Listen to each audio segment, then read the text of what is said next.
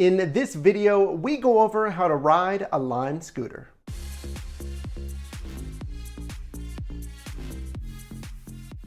What's up guys, your driver Mike here, back with another video.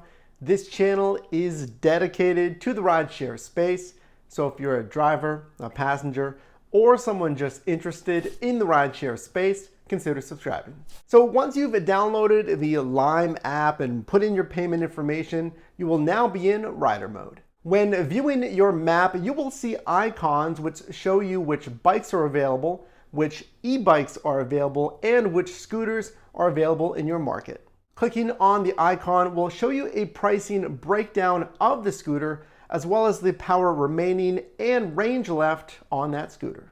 Once you find a scooter in your vicinity, click on Scan to Ride to unlock the scooter.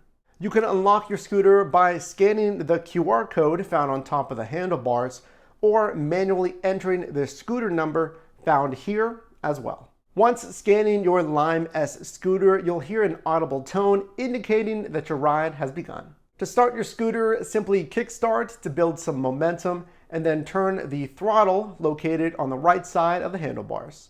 Your brake is located on the left side of the handlebars, and now you're all set to ride.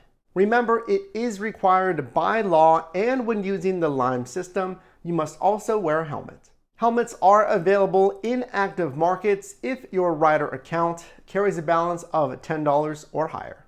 Having a $10 balance, you can then pick up a free helmet at locations listed on your app.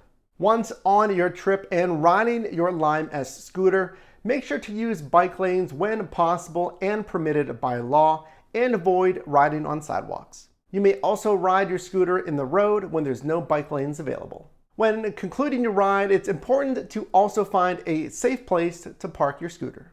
It's important when parking your Lime S scooter to not block pathways, pedestrian crosswalks, or ADA ramps as well. Once safely and legally parking your scooter, click on End Ride.